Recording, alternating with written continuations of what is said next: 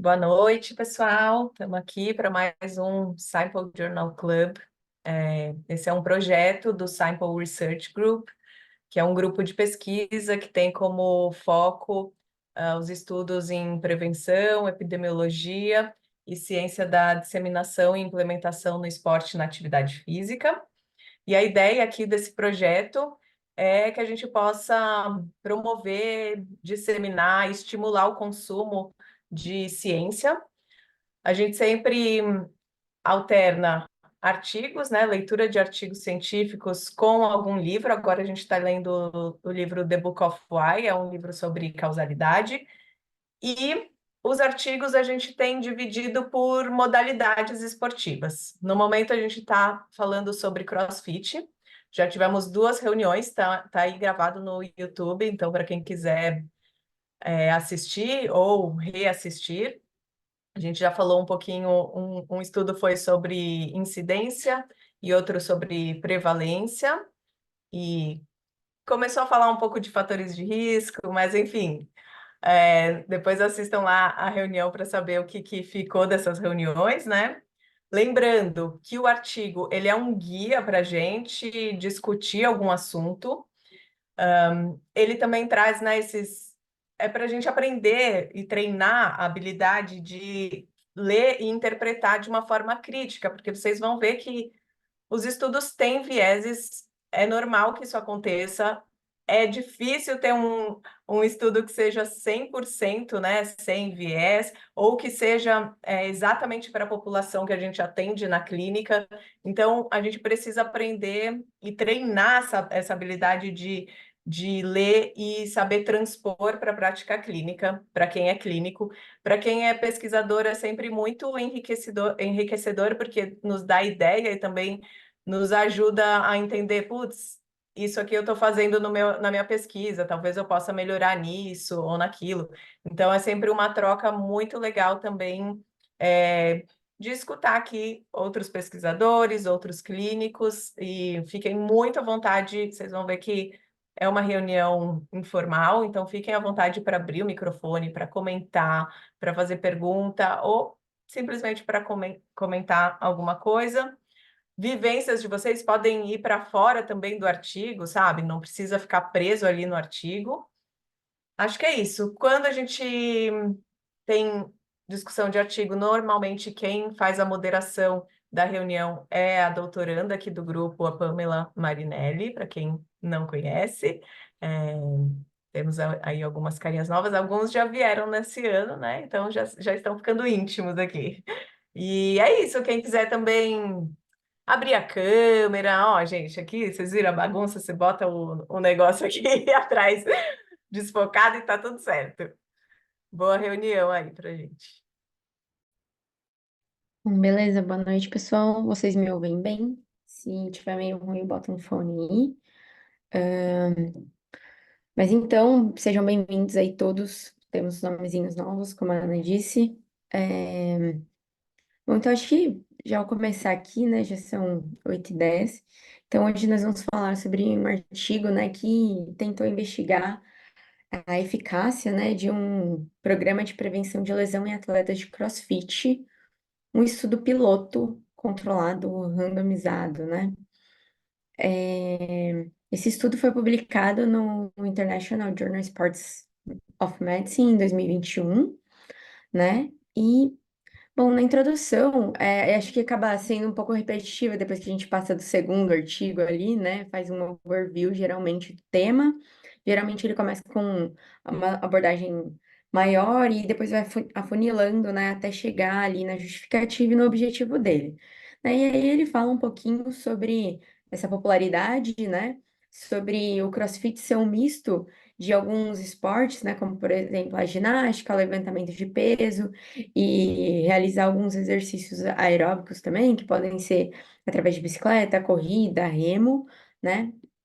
Vou falar ali uma sigla que aí ficou claro para algumas pessoas, acho que o Sidney comentou que ele só ficou sabendo depois que ele começou a praticar, né? Que é o Workout of the Day, né? Então tem essa siglinha aí que é, né, como que vai ser ali para o dia, né? O exercício. E eles falam que, né, tem cerca de 200 mil atletas, né, de CrossFit, então é uma coisa que cresceu aí bastante, sendo estudiado, isso participando, né, em games, né, em jogos e competições de CrossFit, né, no caso. Então, assim, você vê que é bastante popular mesmo. E aí ele fala também lá na introdução que tem uma diferenciação nas taxas, né? Então, alguns estudos reportam uma taxa muito baixa de lesão e alguns estudos uma taxa mais alta de lesão. A gente já falou um pouquinho sobre essas taxas aqui nas outras reuniões, então elas permeiam ali cerca de 17, alguma coisa assim, não vou lembrar o número exato, por 1.000 horas de exposição àquela, àquele esporte, no caso aqui, o CrossFit, né? E aí, quando a gente também chegou a discutir que essas taxas, elas são similares com outros esportes também, né? Como, por exemplo, a corrida, o futebol, né? Então, o que a gente vê é que os esportes, eles têm vários benefícios para a saúde, a gente quer esses benefícios, mas que existe, né? Quando você se expõe a esse esporte, existe uma chance, um risco para você ter alguma lesão. E aí, aqui então, o que a gente entende, né, é que a gente também pode, depois do entendimento dessas lesões, é tentar prevenir essas lesões, né? Então, hoje esse estudo vai falar basicamente disso. E aí ele traz também aqui, falando alguns locais mais comuns das lesões, né, que a gente também já discutiu aqui, que geralmente os locais mais reportados são ombro, as costas, joelho, tornozelo, são alguns ali em mão. Tem ali um top 5 de lesões mais comuns, mas geralmente o ombro tá nessa jogada aí em primeiro lugar, tá na maioria dos estudos. E aí ele também fala aqui, né, que teve alguns outros programas de prevenção, que tentou ver aumentar a mobilidade, por exemplo, em jogadores de handball, né, e também melhorar a força e equilíbrio na população de futebol e corrida. Então ele meio que transpõe, fala que tiveram alguns programas que tiveram efetividade, né, tentando melhorar a mobilidade, né, ou dando mais estabilidade, aumentando o arco de movimento de alguns esportes. Então ele fala, bom, se em outros esportes deram certo, vamos tentar criar um protocolo similar, né, para essa modalidade, né? Então ele toma como base isso. E aí, alguém tem algum comentário até aqui? Eu acho que só para resumir, para a gente não ficar, o que vocês acharam interessante e tal, porque é meio que um apanhado geral, e aí já estou trazendo uma ideia do que a gente já foi falando também, e que as coisas seguem um caminho um pouco linear aí nos estudos, tá? Mas se alguém tiver qualquer questão aí, é só falar, tá? E aí ele diz que é importante a gente prevenir, né, as lesões, porque elas afastam geralmente, né, a pessoa, o atleta, da participação esportiva. E aí, uma vez que ele se afasta, ele pode parar, né? Se ele tem a percepção de que aquilo é uma coisa ruim, que aquela lesão é uma coisa ruim, ele pode ser um motivo para ele parar de praticar aquela atividade física ou decidir que não vai praticar nenhuma. E o que a gente quer é o contrário, né? É que ele pratique a atividade física da maneira mais segura possível, né? Então ele justifica assim os objetivos dele, né? Que o objetivo principal então foi avaliar os efeitos de um programa de prevenção de lesões na taxa de lesões em atletas de CrossFit, a respeito da carga de treinamento e resposta, né, à percepção, né? E aí a hipótese deles é que o programa iria reduzir as taxas de lesões, tá bom? Algum ponto, pessoal? Se eu estiver indo muito rápido também, só falar. Deixa eu colocar aqui para carregar. Eu queria falar uma coisa, mas eu acho que eu vou esperar um pouco, porque eu queria ver. Gente, vou confessar que eu fiz uma leitura dinâmica. Não deixem O de quê? vir quando vocês não tiverem lido. Não, que eu quero quero falar uma coisa, mas eu vou esperar, porque como eu estou falando que eu fiz uma leitura dinâmica do artigo. Então, talvez eu Vai, esteja pensando fala, uma coisa vai mais deixar a para gente o curioso fim aqui. direito. Não, que eu quero ver. Tá, vou perguntar. É, no título do artigo, ele coloca, né, os atletas de CrossFit. A gente discutiu, acho que foi no primeiro artigo, que eles comentavam na introdução, né? Sempre é legal para quem não conhece muito a modalidade, aquela introdução que explica um pouco. que é uma prática comum no CrossFit chamar todos os praticantes de atletas, independente né? Acho que no primeiro artigo tinha isso. né? E aí eu fiquei na dúvida, e para mim parece que só foi aparecer lá no final, sobre a população, né? Ali, logo no começo, quando ele fala sobre os métodos e como eles randomizaram a população, já fala sobre o nível dos praticantes. Eu estou Ele não, perguntando isso agora porque me chama a atenção que está no título, né? Então, aham, você ele já fica não, meio com aquela coisa que vai ser atleta mais de elite e tal, competidor. eu acho que mas aí vai ser um viés nosso, né? Porque justamente lá trazendo aquele primeiro artigo, ele fala que todo mundo que pratica CrossFit, a nomenclatura é atleta, né? Mas ele não diferencia, igual, por exemplo, a gente, aquele nível competitivo lá e aqueles nomezinhos que o Gustavo que acabou trazendo pra gente, né? Mas ele fala que nos critérios de inclusão, que tinha que ser pessoas que treinavam CrossFit 2 vezes, né? Ou mais por semana durante o ano anterior. Então, essas pessoas tinham uma certa experiência com já a prática, né? Então, a gente talvez assim não possa chamar eles de iniciantes, né? É, mas, mas isso muito da percepção e da nossa classificação.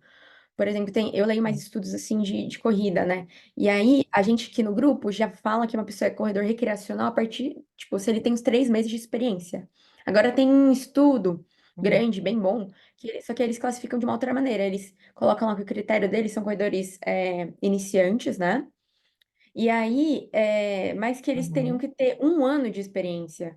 Aí eu fico pensando, nossa, corredor iniciante tem 1 ano de experiência, não é muito tempo, sabe? Talvez, mas aí isso vai, acho que da nossa interpretação sobre cada coisa. E claro, tem consensos, mas nada muito assim taxativo, sabe?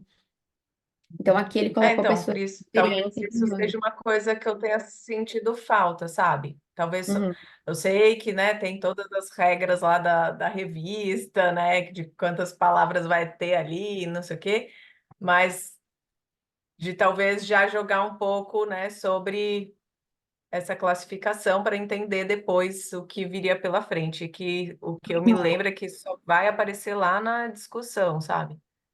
uhum. Sim, de fato. Ele não faz mesmo essa diferenciação e a gente acaba sentindo falta, né, para saber quem é a população, né? Como que eu posso classificar ela, se ela é parecida com a população que eu trato, né, que eu estudo e tudo mais. Então, isso realmente às vezes faz um pouquinho de falta. Que mais aqui? Então, ele fala aqui, né, o delineamento de estudo, ele fala que é um ensaio controlado randomizado, né? Mas aí tem uma divergência, porque lá no título ele chama de a Pilot Randomizing Control Trial. E aí fica essa divergência, né? Então, seria de fato um estudo, um ensaio controlado randomizado, ou seria um estudo piloto, né? E o estudo piloto, ele geralmente, ele tem a intenção de ver um pouquinho sobre... Vai lá, Sidney.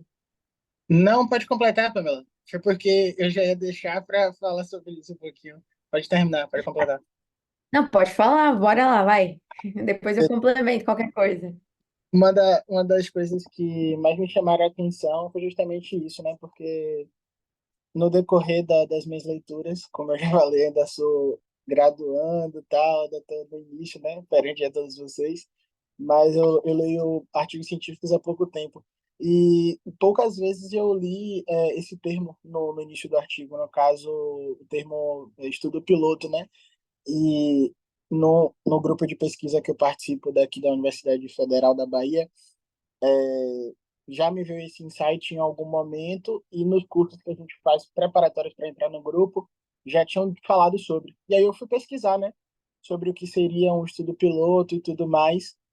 E eu sempre faço algumas perguntas para o artigo para saber se é um artigo de qualidade e tal, se é interessante eu ler aquilo. Uma das perguntas que eu faço é se o desenho é apropriado para determinada pergunta.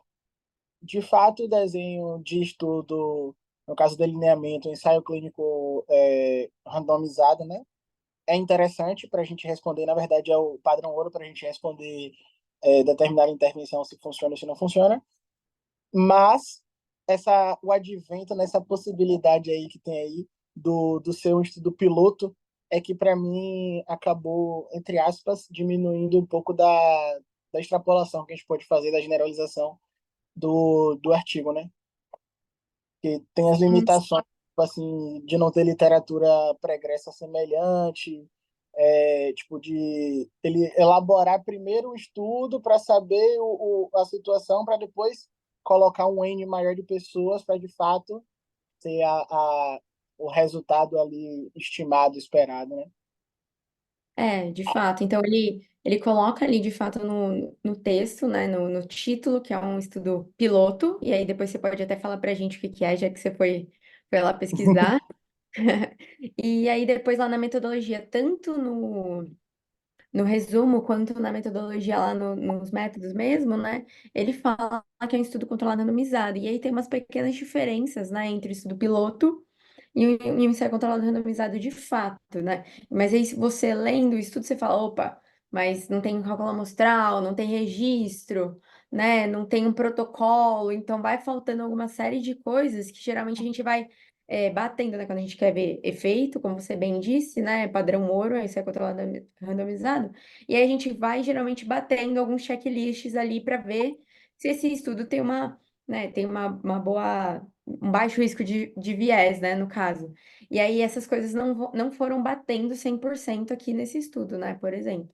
Mas eu acho que por ser também é um esporte que tá novo, né? A gente sabe que às vezes a ciência não acompanha as hypes, né, que estão aí. Então, por exemplo, até a gente tem o exemplo de kinesiotape, né, no esporte. Então, viraliza uma coisa muito antes de ter estudo sobre elas, né? A própria ventosa também. E depois a pesquisa vai correndo atrás disso, né? Então, assim, é um ponto de partida, né? É o ideal, talvez não, mas é um ponto de partida, é um começo, sabe? Sim, sim. Então, ótimos pontos que você trouxe aí. Então, conta pra gente o que que é um estudo piloto. Primeiramente, eu vou falar só basicamente o que eu coloquei como definição e falar acerca disso, né? Coloquei que era normalmente quando não tem estudos pregressos, quando há uma lacuna no que você estiver buscando, no caso do CrossFit, eles estavam querendo saber os efeitos de um programa de prevenção. Só que ninguém nunca tinha estudado os efeitos de um programa de prevenção para atletas de CrossFit, para essa população. Então, é necessário fazer um estudo piloto para testar a viabilidade daquele estudo. E o estudo piloto tem algumas características básicas que aí vocês podem complementar depois se estiver faltando alguma coisa. Primeiro, não ter cálculo amostral, determinadas coisas que são costume de lá do ensaio clínico randomizado convencional. O tamanho, no caso da população, vamos supor se a gente pensa para um determinado ensaio clínico randomizado, sei lá, 100 pessoas, 50 em cada grupo de intervenção, aqui a gente já pensa em um terço dessas 100 pessoas, ou até menos, porque a gente quer controlar, ver a viabilidade do processo e tudo mais. E, para além de tudo isso, tem a questão também de, no ensaio piloto, pelo menos quando a gente vai para a implementação, né, para prática clínica, a gente ter um cuidado, né, uma parcimônia para a gente não generalizar aquele resultado e colocar ali na prática, porque na grande maioria das vezes eles não se traduzem para a prática clínica. É um é como se na minha concepção eu coloquei como se fosse um, um, um projeto de pesquisa, vamos supor aqueles projetos de pesquisa com rato, né, pesquisa básica. Porém, não é uma pesquisa básica, é uma pesquisa básica para o ensaio clínico de fato, como se fosse uma base para esse ensaio. E uma das coisas que eu também visualizei, né, como você mesmo já disse, o CrossFit, enquanto marca, nasceu nos anos 2000. Se a gente for ver, só tem 24 anos. Então, é muito complicado de a ciência estar sempre pau a pau ali, saindo alguma coisa no hype, as pessoas utilizando, consumindo, e a ciência está do mesmo lado, porque os estudos demoram uma quantidade de tempo. Esse estudo mesmo foi do final de um ano para o início do outro, só para da condução do processo, fora a submissão, fora o tempo de ser postado na revista, já dura um tempo, né? E estudos maiores duram mais tempo ainda. Então, por isso que tem essa dificuldade também, né? Não, com certeza, falou muito bem. É, tem todo um delay, né? Então a gente não consegue ir 100%. A não ser na Covid, assim, né? Uma pandemia mundial, então É, as coisas estão saindo, né, a todo vapor, mas por causa de uma necessidade global, né? Então tava ali tudo acontecendo ao mesmo tempo e a gente precisava ali de algumas soluções rápidas, né? Então as coisas estavam acontecendo, tinha muito dinheiro envolvido, isso também é uma coisa. Porque a gente, para conduzir estudos, é difícil você conduzir sem nenhuma verba, né? Então, ou uma bolsa de estudos, ou uma verba para o projeto de pesquisa, né? Então, essas coisas dificultam um pouco o processo. Às vezes, até para publicar, às vezes você conseguiu fazer a pesquisa, mas para publicar tem realmente esse delay, né? O tempo da coleta, depois o tempo da escrita, a análise, depois o tempo na própria revista, às vezes demora até você conseguir publicar, porque às revisão, né? vezes revisando, exato. Tem artigo que fica 6 meses numa revista e depois volta com reject, aí você tem que ajustar, mandar para outra revista, aí é mais 2, 3 meses ou mais.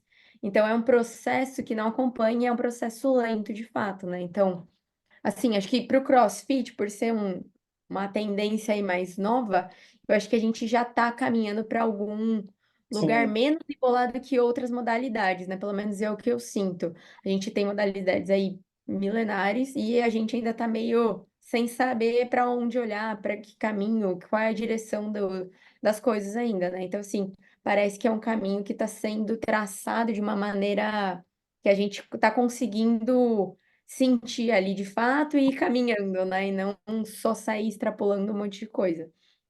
sim, Então, o estudo piloto é bem isso que ele falou mesmo, a gente quer tentar ver a viabilidade, né? Então, muitas pessoas falam que é um ensaio clínico menor, e de fato é, né? Então, ele tem alguns princípios, ele não necessariamente precisa ser randomizado, então tem algumas classificações também ali no consort, ele até menciona aqui o consort, né? Mas já tem o consort para estudo piloto. E o consort, ele é só um guia do que a gente precisa reportar no projeto de pesquisa. Ele não é o protocolo do projeto de pesquisa. Ele vai ajudar você a pensar nele. Acho que a gente tem até trabalhado assim, né, Ana, de usar alguns statements, né, para a gente ir escrevendo e preenchendo ali e depois para sair da página em branco, né, porque é um norte mesmo. Mas ele não é um registro, por exemplo, igual no clinicaltrials.gov, né, ou no registro brasileiro, né. Então, são diferentes essas duas coisas, tá? O consort é para reporte da pesquisa que você já fez, né? Agora, o Clinical Trials, você coloca lá o planejamento disso ou o protocolo publicado também. O ideal é sempre que tenha, se não protocolo publicado, porque é difícil, a gente nem sempre consegue publicar. As revistas também pedem que a gente publique os protocolos, mas poucas revistas aceitam os protocolos para publicação, então fica isso, mas o registro é uma coisa importante. E aqui ele não tem, né? Em uma coisa que falta, então, do título ali batendo com o método, né? Então, eles se contradizem, né? Então, a gente fica naquela dúvida. E se fosse um estudo piloto, ele teria que ver de desfechos mais de viabilidade, né? Ele pode olhar para os desfechos de efeito, só que a ideia primária é ver a viabilidade. Então, como foi o recrutamento?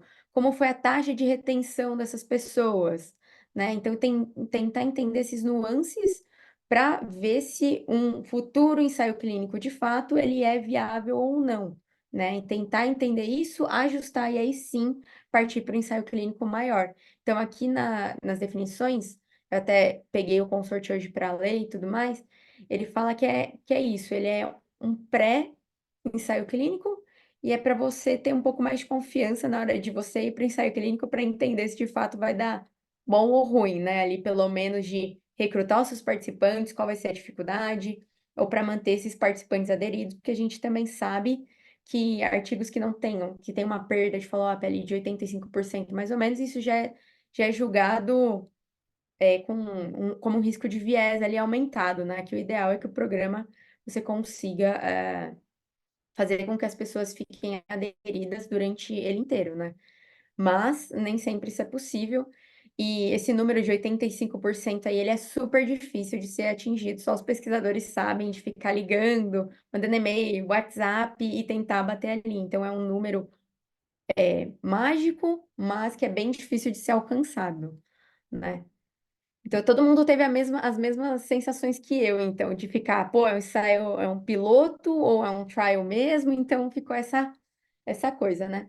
E aí depois ele vai continuando nos métodos dele, e aí parece que de fato é um trial, porque ele não fala nada sobre desfechos né, de viabilidade. Ele fala dos desfechos de efetividade, eficácia aqui no caso, né?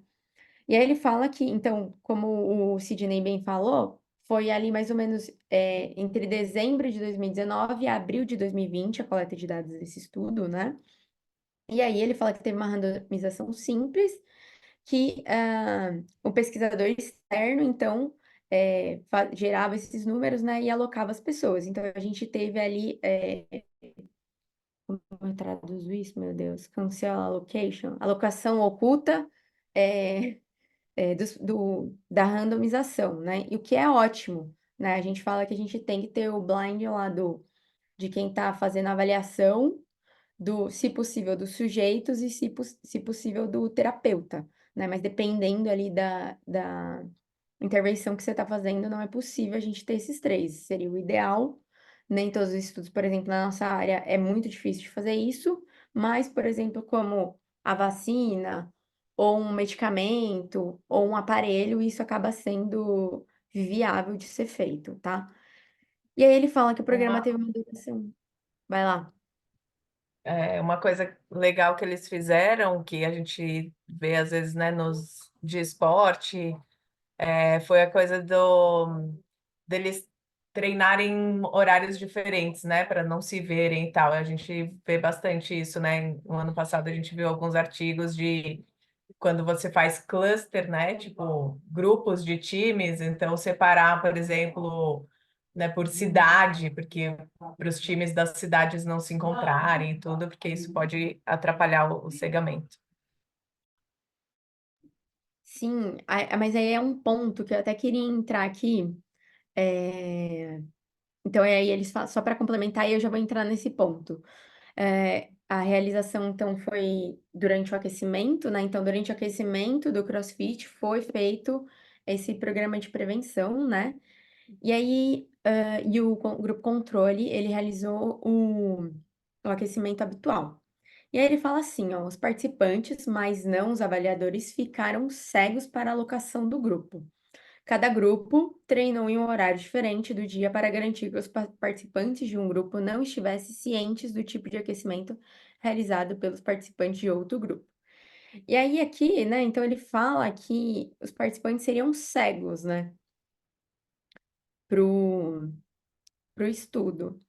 Aí eu queria saber de vocês o que vocês acham, se foi de fato cego, se tem alguma coisa que vocês viram sobre isso. É legal que não tem essa contaminação, né, de treinar em momentos diferentes, né? Porém, foi cego ou não foi cego esse estudo para os participantes? O que vocês Na acham? verdade, Qual é a filosofia de vocês sobre? quando se trata de exercício, é um pouco difícil ser totalmente cego, né? Ainda mais se eles já estavam acostumados que a rotina era sempre a mesma, aí de repente, tipo, tem uma coisa diferente. A não ser que realmente o aquecimento não fosse uma coisa, tipo, fosse uma coisa que os treinadores montam semana a semana, né? Não fosse uma coisa sempre igualzinha, assim.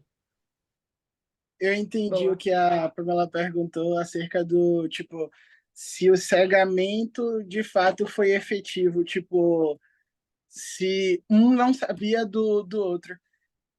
Sabendo como é uma box de CrossFit, onde de fato as pessoas conseguem ter uma troca, onde muitas pessoas postam, a outra vê o compartilhamento, enfim, ter essa troca social muito grande, eu coloco em xeque um pouco esse sigilo, né? Esse cegamento dos participantes. Perfeito. A Larissa falou aqui com a rotina como é? Do Workout of the Day e os exercícios que eles passaram, não tem como ter sido cego, de fato, para quem está fazendo. Exatamente isso, assim. Aí eu trago aqui, pensando na escala Pedro, né? Como ele, que tem lá, acho que todo mundo já deve ter ouvido falar, né, na escala Pedro, que é para avaliar o risco de viés dos estudos, né? E aí ele fala assim, cegar os sujeitos envolve garantir que o sujeito não consigam discriminar se receberão ou não um tratamento.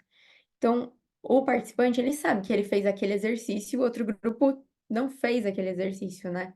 E aí, só para elucidar, uma coisa que eles falam, né, que é o teste da sala de espera.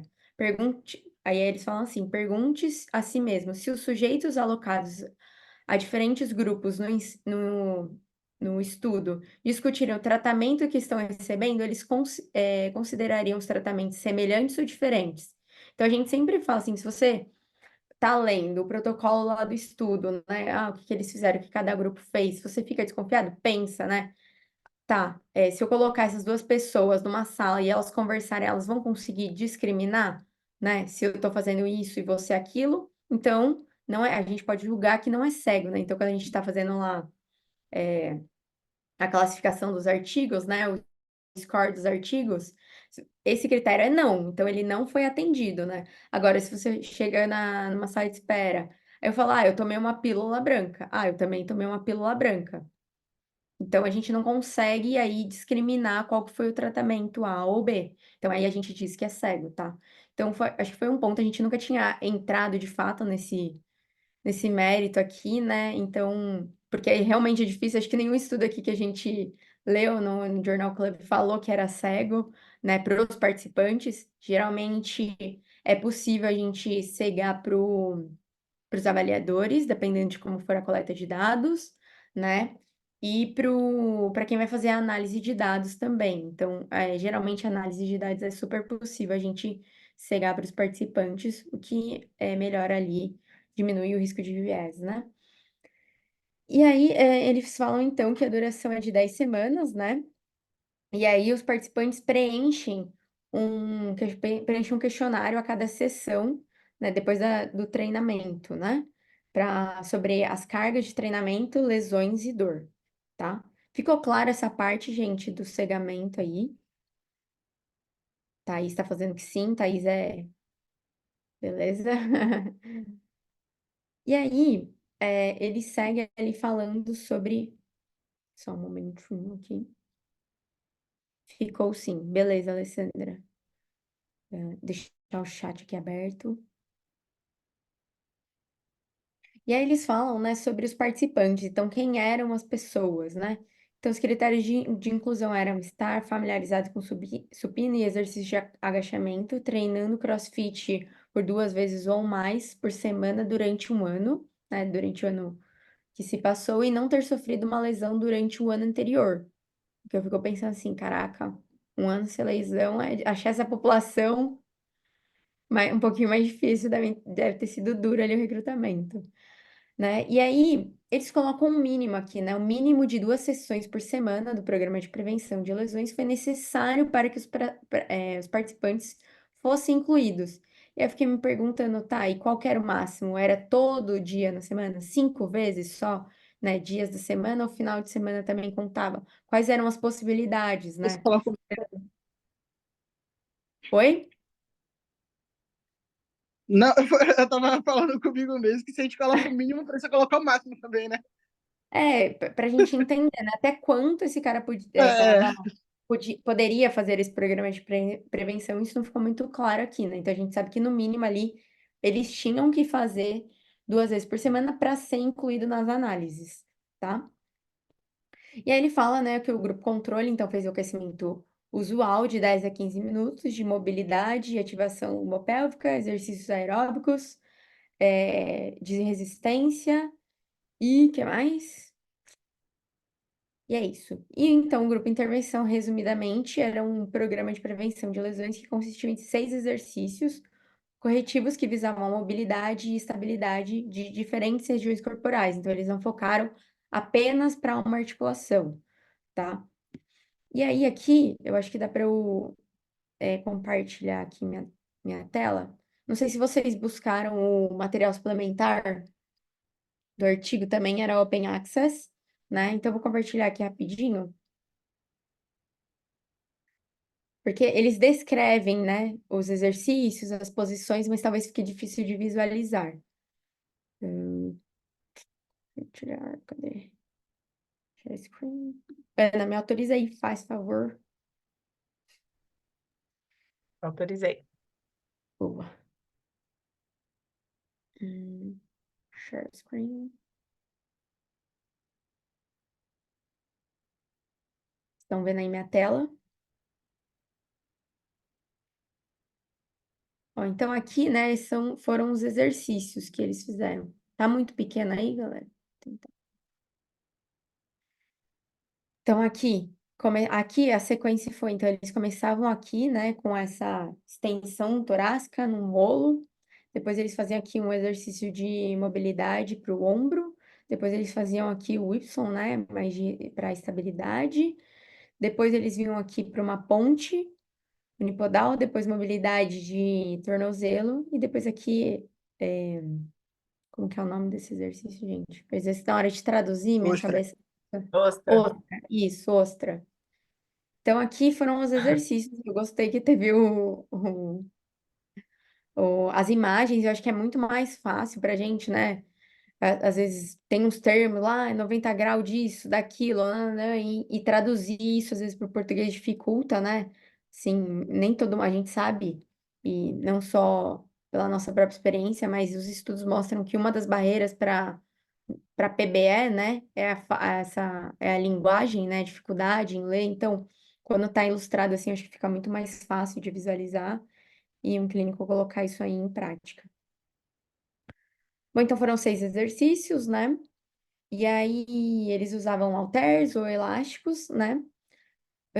Eles avaliaram a percepção de esforço usando a escala de Borg.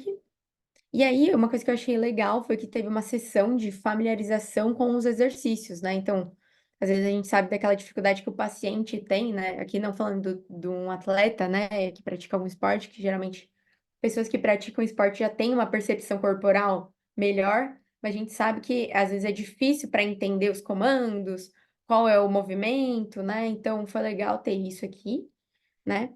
Aí eles falam também que teve um instrutor que supervisionou os exercícios. E também teve um fisioterapeuta, né, com experiência acadêmica aí nas ciências do esporte também.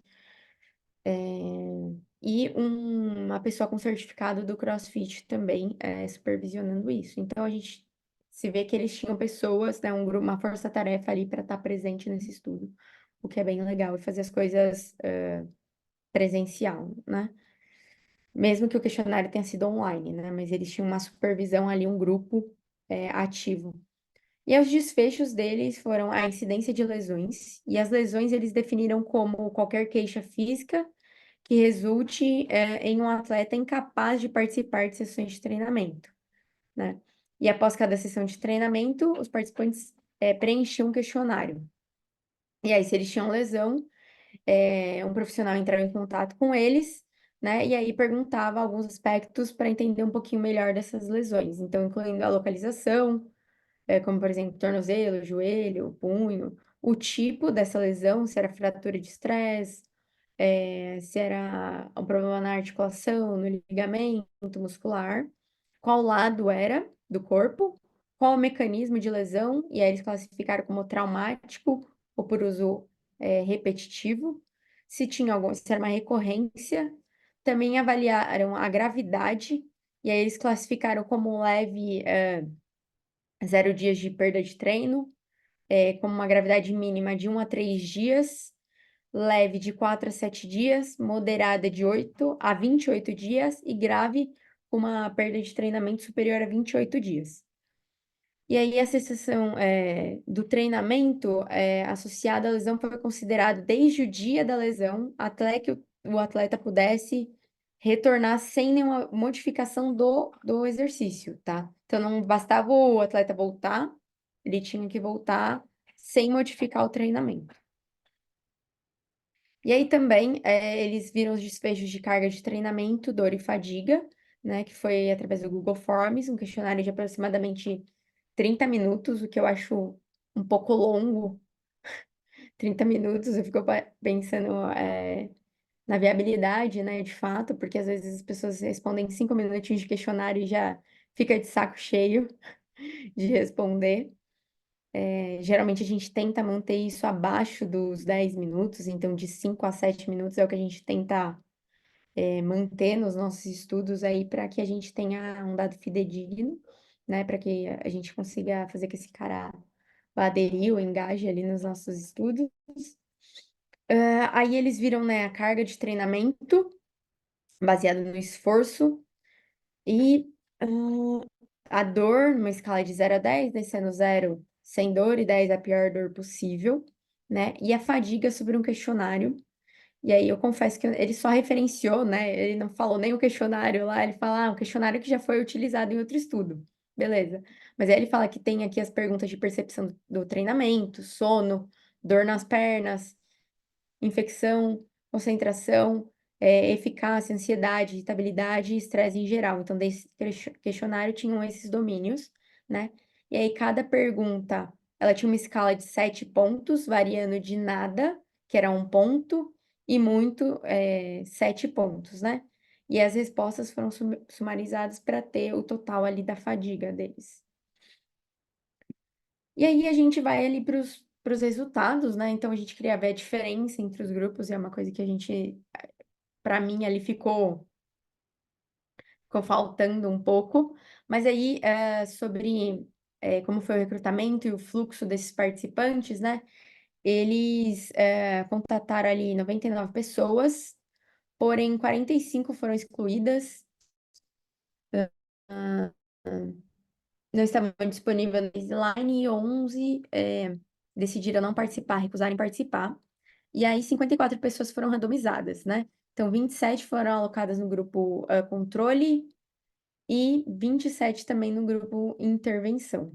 E aí no primeiro follow-up eles não colocam por semana, né, de fato, quanto teve a perda, eles só colocam aqui, ó, lost of follow-up, de follow-up, 8, colocam os motivos, mas eles não colocam cada semana, né? Eu acho que seria interessante colocar por semana, porque aí a gente já vendo quantos foram engajando, né, ao longo do período do estudo.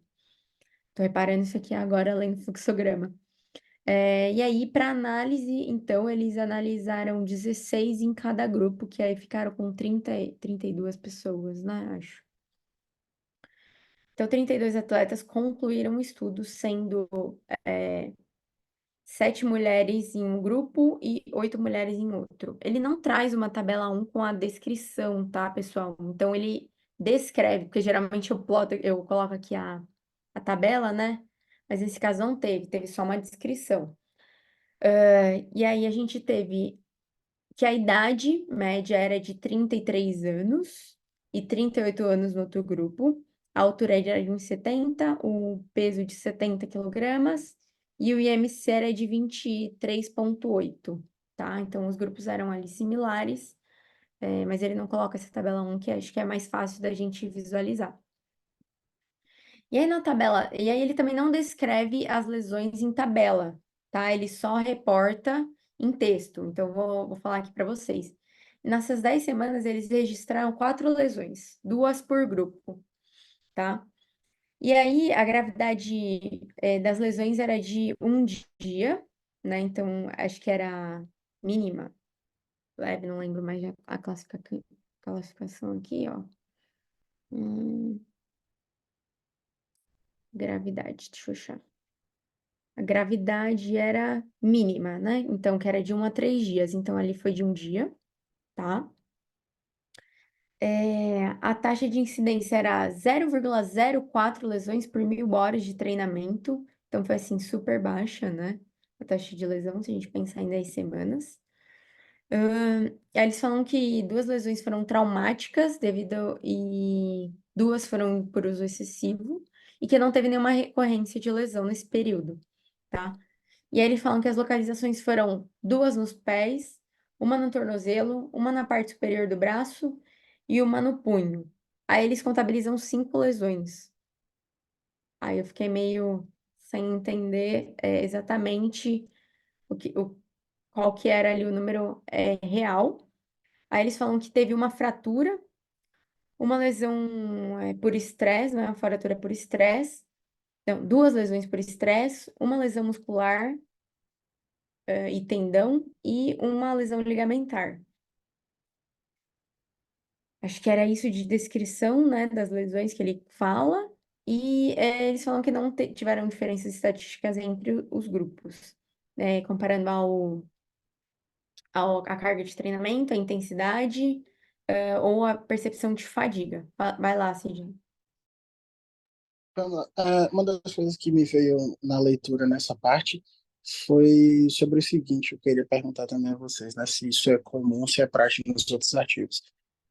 Sobre a constatação dessa lesão, tipo, está sendo autorreportada, no caso, o paciente está reportando e eles estão anotando, mas, tipo, não deveria haver um critério para ter uma confiabilidade desses dados, tipo, o médico laudar aquele determinado exame ou algo do tipo, para de fato estar ali sendo correto, tipo, essa lesão foi assim, tal lesão foi essa, tal e tal coisa. A gente vê diagnósticos equivocados, né? Infelizmente, hoje dentro da área da ortopedia, e acho que seria importante, né? Não sei se vocês acham também que poderia ser. Não, perfeito. Isso seria um mundo ideal, que a gente tivesse, às vezes, uma avaliação presencial, né? Ou com um profissional de saúde, sendo fisioterapeuta ou médico do esporte. Porém, isso é muito difícil, porque aí a gente precisa de uma equipe e precisa que essa equipe vá até o local ou que o participante vá até o local. Então, isso às vezes dificulta a viabilidade. O que a gente pode fazer? Existem alguns métodos, tanto para coleta de dados, que são mais recomendados, né? Então, por exemplo, o Comitê Olímpico Internacional, ele recomenda que a gente use o questionário de Oslo, tá? Então, que ele já tem uma boa confiabilidade, ele é um. Acho que a Ana caiu aqui. Se ela entrar, eu preciso colocar ela aqui. Ele é um questionário para ver problemas de saúde de maneira geral ao longo do tempo, tá?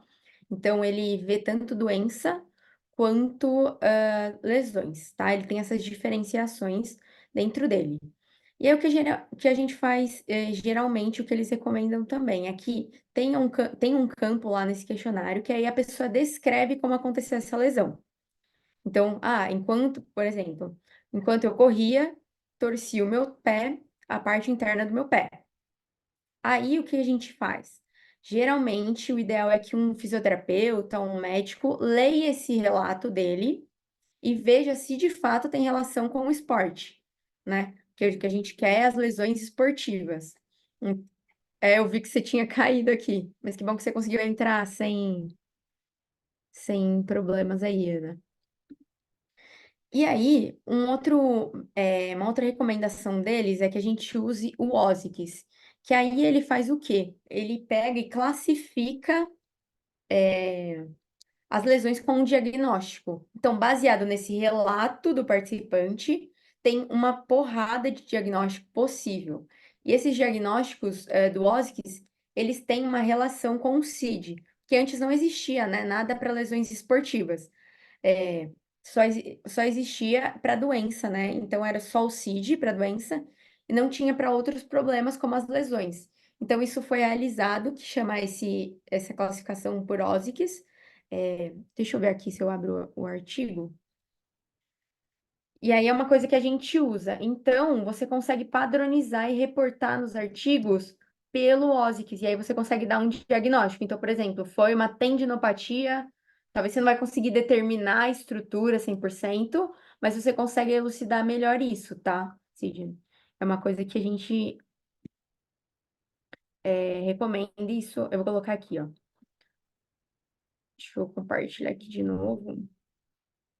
Então, nem sempre é possível que a gente vá lá e que a gente avalie, né, presencialmente. Então, a gente vê cada vez mais, e depois da pandemia, é, coletas de dados autorreportada, né, coletas de dados online, mas tem maneiras que a gente pode conseguir fazer com que esses dados sejam comparáveis com outros estudos, tá? Isso tem sim, acho que a gente tem que tentar ir por esse caminho. Vou compartilhar aqui rapidinho.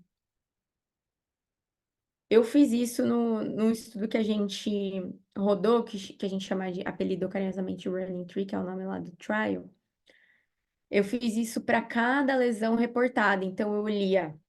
A pessoa falava assim: a gente perguntava, você teve uma lesão relacionada à corrida? A pessoa falava, sim. E aí ela reportava o local, reportava tudo lá. E aí no final ela relatava como tinha acontecido. Aí eu vi o relato e falava, gente, isso aqui não tem nada a ver com a corrida. Então ele não era uma lesão da corrida.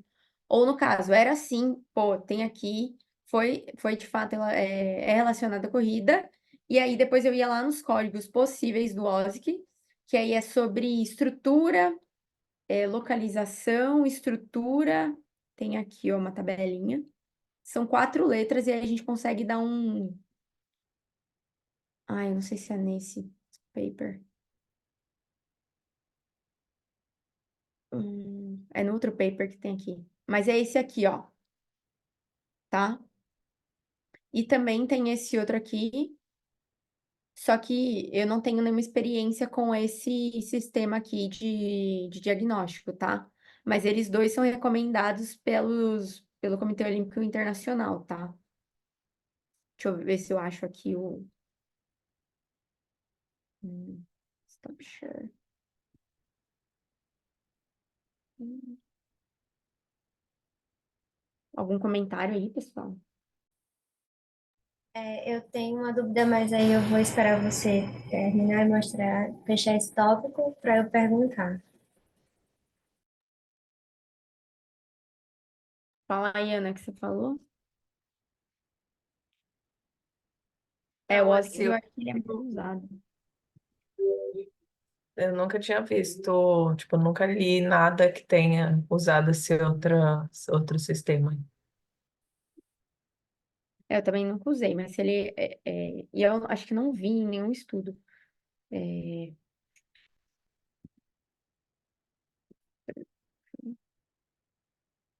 esses 2 papers foram publicados em 2020. E aí eles são super atualizados.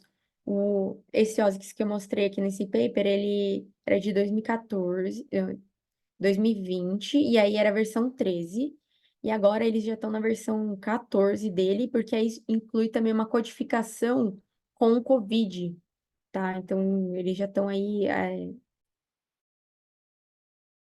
já atualizaram isso. Só um momentinho, gente, tô tentando achar aqui.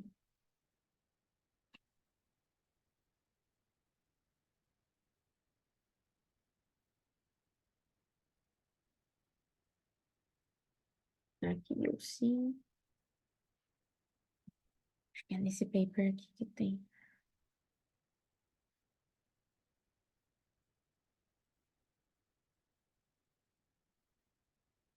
Ah, aqui, achei. E aí eles vêm com uma tabela no Excel, porque aí tem a descrição, né? No final você vai acabar gerando um código, mas aquele código quer dizer alguma coisa. Então lá tem as definições de cada código que eles consideram aquilo. Share screen. Estão vendo aí minha tela? Ó, aqui nessa tabela, aqui as recomendações de categorização, né? Por região corporal e por lesão. E aí aqui, né? Então, cabeça e pescoço, head and neck, né? Então é em inglês as classificações, né? A utilização dos códigos.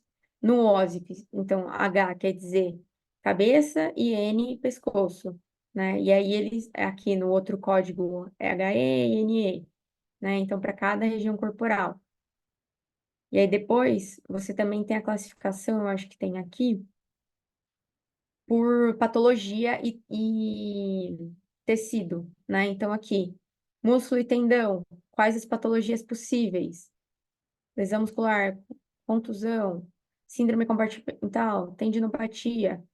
Então, isso aqui acaba que vai gerando um pouco mais de porque aí eu posso definir de uma coisa, diagnóstico de uma coisa, você de outro jeito, então eles estão tentando trazer essa padronização e a gente tem que utilizar cada vez mais. Então, ótima pergunta que você falou. O mundo ideal seria assim que a gente pudesse ir em cada paciente lá, mas a gente sabe que isso não é viável, que a gente precisa de pessoas, então tem outros métodos aí que a gente consegue utilizar, tá? Depois a gente pode mandar lá no grupo do Telegram esses artigos. Mas tem que lembrar a gente, porque a gente esquece. Vai lá, Alessandra, por favor. Me ouvindo bem? Tá. Eu fiquei em dúvida. Eu fiz também uma leitura bem dinâmica, assim, sabe? Bem por cima e tal. Então, possa ser que eu tenha passado e não tenha visto, mas aí vocês me falam qualquer coisa. Porque é o seguinte, eles fizeram esse programa, que consistiu em 6 exercícios, basicamente, que visavam a mobilidade e estabilidade de diferentes regiões do corpo, e eles seguiram essa estratégia que é joint by joint. E aí eu dei uma pesquisada rapidinho e é como se essa estratégia fosse, se eu tenho alguma diminuição de flexibilidade, mobilidade em uma articulação, a outra articulação ela acaba sendo comprometida porque ela sobrecarrega tentando compensar. Eu vi bem rapidamente sobre isso. E aí minha pergunta é a seguinte: selecionaram 6 exercícios, mas com base em quê? Será que se mudasse biomecanicamente os exercícios, será que não ia influenciar ou deixar de influenciar? Com base em que eles fizeram essa seleção, sabe? Aí eu fiquei meio em dúvida. Eu não sei se ele falou em alguma parte do texto, porque eu li bem por cima assim, mas minha dúvida foi essa. Boa, ótimo. Eu também não vi, tá? No que de fato ele se baseou, se teve algum pensamento por trás de cada exercício. Ele cita lá que alguns exercícios já foram utilizados em outros programas, em outras populações, tá? E aí ele transporta para cá, para essa modalidade, e testa isso, né? Mas ele não tenta fazer trazer essa população para montar esse programa, trazer o profissional que trabalha com isso para tentar montar esse programa, tanto o head coach, o próprio atleta de CrossFit, né, as comissões lá, diretorias, pessoas que estão partes interessadas de CrossFit, não traz fisioterapeutas, ele não traz a população que está envolvida, né, nem esse participante, para montar esse programa. Tá, então eu também não vi ali no estudo se ele coloca, né, de fato, da onde certinho ele tirou, eu não vi isso. Ele só cita lá na introdução que outros programas fizeram coisas similares e aí ele transpôs aqui para a prática, tá? Então, é uma pergunta super, super importante. Eles aparentemente não fizeram isso. E uma coisa que a gente geralmente faz e que vem sido cada vez mais recomendada na literatura é que a participação dos profissionais e dos atletas no desenvolvimento de programas de prevenção. Isso não só melhora o engajamento, né, da população, como talvez esse programa aumenta a probabilidade desses programas serem efetivos, né, ou eficazes, tá? Então é bem legal essa pergunta e a gente tem que sim, talvez não, a gente tem que pensar sobre cada exercício, por que a gente está fazendo aquele exercício, para tentar de fato chegar em algum lugar, porque fazer só por fazer a gente sabe que às vezes não vai levar, muitas vezes não vai levar a lugar nenhum, né? Então acho que Minha, vai lá. minha conexão tá bem instável, mas vamos ver se vai rolar. Acho que aqui entra um pouco, né, o que a gente discute sobre aquele modelo, né, de prevenção. Claro que ele não precisa, e é muito difícil, pelos motivos que a gente comentou no começo da reunião, de falta até de recurso e tal, de fazer, ter essa linearidade, né? Então, de primeiro entender sobre a epidemiologia, depois entender sobre fatores de risco. Então, aparentemente, ainda é meio nebuloso, né? Assim, o que leva à lesão. E aí, como você vai intervir numa coisa que você nem sabe o que você está intervindo? Então, é isso. Parece que foram exercícios um pouco aleatórios ali, né? E nem sempre transpor de um esporte para o outro vai dar certo, né? É uma possibilidade quando a gente não tem recurso, mas fica aí de novo, né? Coisas que a gente falou muito ano passado sobre, às vezes é mais interessante gastar ali o seu tempo e sua verba num outro estudo, é porque as pessoas têm muito essa ânsia, né, de tipo da prevenção e tal, e de, claro, querer ajudar ali os atletas e o seu paciente, mas às vezes a gente poderia estar investindo tempo em entender um passinho antes ainda, né? Não sei. Só eu cada dia mais penso nisso, assim, que às vezes é melhor dar um passo atrás para depois dar dois passos mais certeiros para frente, sabe? Não, total, concordo também. E aí hoje a gente, a pesquisa está entendendo isso, né? E aí tem alguns frameworks que a gente pode utilizar. Tem o Kinology Transfer Scheme, que é o QTS, que aí ele tem 5 passos, né? Aí é estabelecer o problema, sintetizar a evidência e descrever. E aí, o terceiro passo, ele fala aqui que consiste na representatividade de stakeholders, né, de pesquisadores, de praticantes, para tentar discutir qual é essa evidência que existe, né, e a partir daí propor algum outro novo passo, né. Nós também lá no Running Tree, no desenvolvimento dele, teve esse processo, né? Então, a parte inicial, o programa a gente não propôs na nossa cabeça. Então, já existia as taxas de lesão ali, né? Existia alguma evidência. Aí teve um estudo que foi publicado em 2021, que aí, o que que eles fizeram? O que que o pessoal fez? Ainda não estava nesse processo. Eles pegaram e fizeram alguns grupos focais o que que é o grupo focal, né? É um grupo numa sala e aí tem uma explanação e aí as pessoas debatem isso com fisioterapeutas, praticantes de corridas, treinadores de corridas, os próprios corredores, então, essas pessoas que estão envolvidas nesse meio ali para discutir isso e propor de fato o que ia ter no programa, né? Então, foram 3 reuniões, se eu não me engano, com essa população para chegar na proposta de um programa. E aí a gente fez o programa e testou esse programa. Aí o spoiler só nos próximos capítulos, quando o artigo estiver publicado. Mas esse processo é super importante, né? Que é assim, que aí as pessoas podem falar, "Ah, mas a Pamela acha isso e eu acho outra coisa. Então, o raciocínio dela tá errado, né? Então, é legal a gente ter esse step by step aí e não tirar as coisas porque eu achei e ponto e acabou, né? E não é assim que as coisas funcionam. Então, trazer várias opiniões diferentes, de várias perspectivas diferentes são bem importantes, né? E cada contexto é um contexto, é uma outra coisa que a gente fala aqui, sempre, né? Ótima colocação, né, Sandra?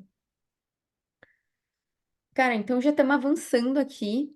É, Então, resumindo ali, a gente não conseguiu. Aparentemente, ele fez de fato o estudo piloto, mas ele não declarou isso, ele não testou para desfechos, né, de um estudo piloto. Ele viu desfechos de eficácia, né? E aí ele viu no final que não teve diferença no risco, né, para lesão em nenhum dos grupos, tá? Nem no grupo intervenção, que fez o programa de prevenção, e nem no grupo que fez o aquecimento lá usual. E ainda é uma evidência preliminar, como a gente já discutiu lá no início, né? Que o Sidney até trouxe para a gente, mas ele é um ponto de partida. E aí o ideal é aprimorando e utilizando esse conhecimento que a gente tem a priori para ir melhorar os futuros estudos, né? Para dar algum norte, algum guia até para a nossa prática clínica. Não é, o ideal não é uma revisão sistemática com estudos cheio com baixo risco de viés, né? Com uma população imensa, mas é algum lugar para a gente partir, começar a ter ideias, do que fazer daqui para frente. Alguém tem algum ponto aí para colocar?